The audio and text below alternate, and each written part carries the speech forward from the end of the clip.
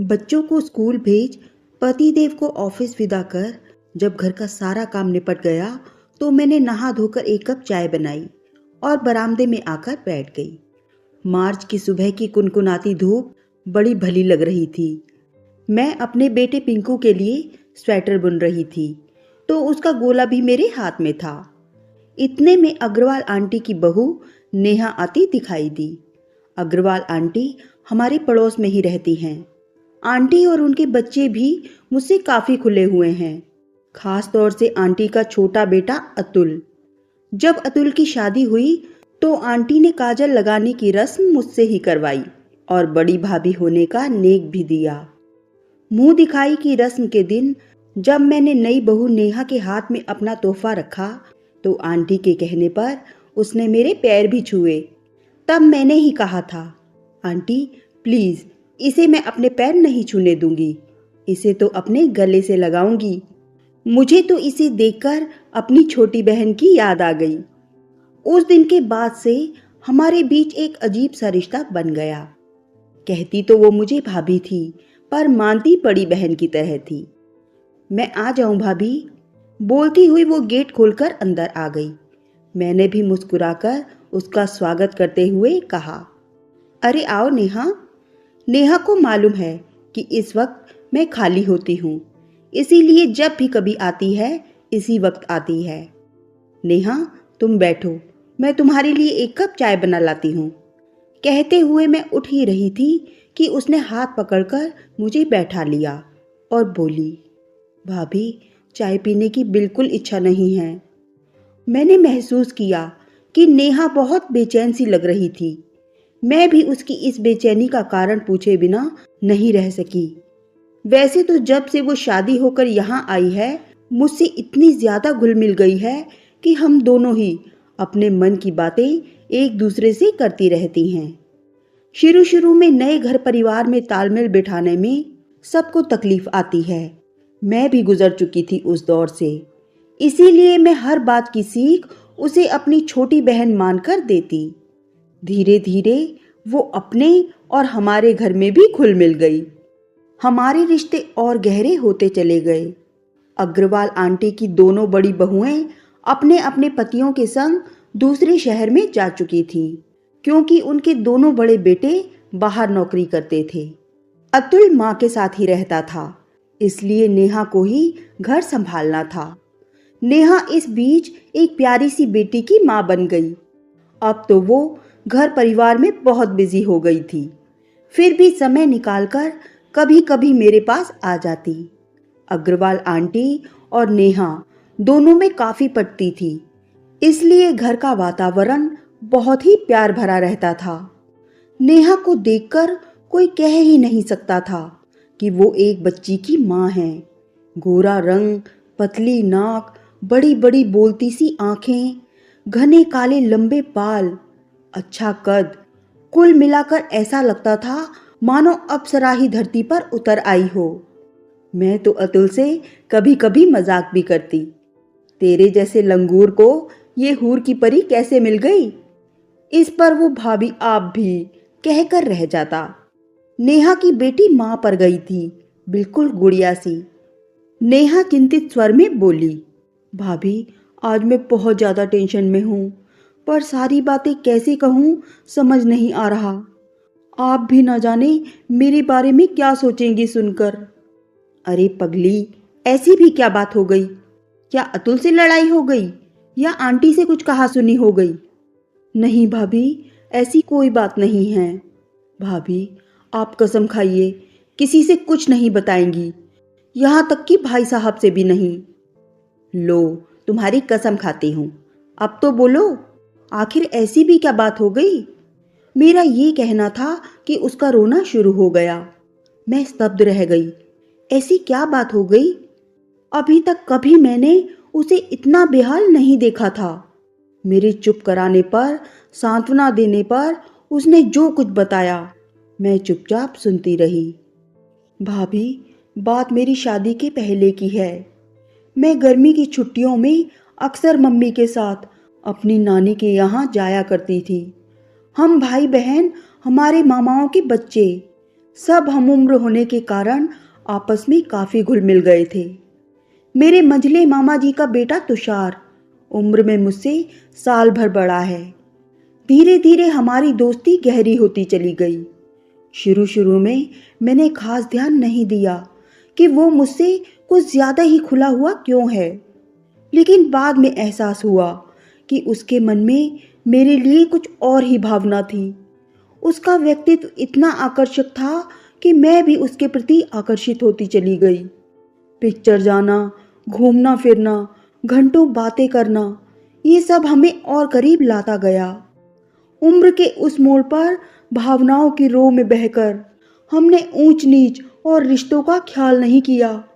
मेरी नानी कभी कभी मेरी मम्मी से कहती भी थी कि इस तरह इनका ज्यादा मिलजोल ठीक नहीं। तब मम्मी कहती, माँ आप अब पुराने जमाने की हो गई हो। आजकल के बच्चे अपने हम उम्र भाई बहनों के साथ दोस्त सा व्यवहार करते हैं। आपकी आशंका बेवजह की है। इस पर नानी भी चुप हो जाती।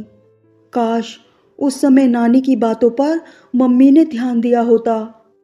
उम्र के उस नाजुक मोड़ पर जो रिश्ते बने, उनकी अनैतिकता का आभास मुझे तब हुआ जब तुषार मेरे लौट जाने पर भी मुझे पत्र लिखता, घंटों फोन पर अपनी भावनाओं का इजहार करता। मेरी शादी पक्की हो जाने पर उसके आक्रोश भरे पत्र आने लगे। हालांकि उसकी शादी मुझसे पहले ही हो गई थी और अब तो वो 2 बच्चों का पिता भी है, पर मेरी तरफ उसका आकर्षण बना रहा। मैंने उसे पत्र लिखने, फोन करने के लिए मना किया तो वो मुझे ही दोषी ठहराने लगा कि मैंने उसकी भावनाओं के साथ खिलवाड़ किया है। भाभी, मैं बिल्कुल मानती हूँ कि गलती मेरी भी थी। मेरी बुद्धि को उस समय पता नहीं क्या हो गया था, जो मैंने उसको अपनी ओर आकर्षित होते देखकर भी खुद सचेत होने के बजाय उसके आकर्षण में बह गई। पर हद तो ये है भाभी कि वो अब यहाँ भी फोन करने लगा है। मैंने उसे फोन करने से मना किया तो उल्टी सीधी बातें करने लगा है। अब तो मेरी हालत ये हो गई है कि अपने किए पर ग्लानि तो होती ही है, साथ ही ये डर भी रहता है कि अतुल और मम्मी जी को पता चलेगा तो क्या होगा। भाभी, मैं तो शर्म से डूबकर मर ही जाऊंगी।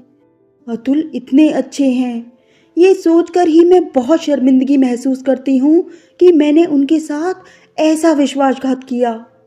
अब कल की ही बात है, तुषार का रात को फोन आया था, फिर वही रटी रटाई बातें कह रहा था।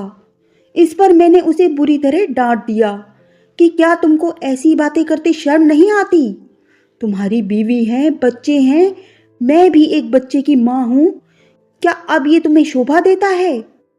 आगे से कभी मुझे फोन किया तो मुझसे बुरा कोई नहीं होगा। इस पर वो बेशर्मी से बोला, जरूर फोन करूंगा, एक बार नहीं बार बार करूंगा, बोलो क्या बिगाड़ लोगी मेरा? और अब तो वो धमकी दे रहा है कि वो अतुल और मम्मी जी को सब कुछ बता देगा। ये तो गनीमत थी भाभी कि उस वक्त तक ये ऑफिस से लौटे नहीं थे और मम्मी जी भी सो चुकी थी। अब आप ही कोई रास्ता बताइए, मुझे तो अब कुछ भी समझ में नहीं आ रहा। और फिर वो फूट फूट कर रो पड़ी। मैंने भी दुनिया देखी है, इतना लिखती पढ़ती हूँ। उसकी मनोव्यथा सुनकर समस्या का क्या निदान हो, ये सोचने में लग गई। परेशान तो मैं भी हो उठी थी। नहीं चाहती थी कि कोई ऐसी घटना हो जिससे 2 परिवार उजड़ जाएं। नेहा तो रो रो कर बेहाल हो रही थी और मैं असमंजस की स्थिति में थी। मैंने उसे दिलासा दिया कि कोई ना कोई उपाय जरूर निकल आएगा। चूंकि गलती नेहा की भी थी, इसलिए मामला ज्यादा उलझ गया था। अक्सर हम देखते हैं कि उम्र के उस नाजुक मोड़ पर जरा सा भी पांव फिसला नहीं कि गर्त में धकेल देता है। पर उस समय अच्छे बुरे की समझ किसे होती है? बड़े बूढ़े कुछ दखलंदाजी करते हैं तो उन्हें दकियानूसी या उम्र का फासला कहकर अनजाने ही किशोर वर्ग ऐसी गलतियां कर बैठता है, जिसका नतीजा कभी कभी बहुत भयानक हो सकता है। नेहा तो पूरी बात बताकर चली गई, पर मेरा मन बहुत असहज हो उठा।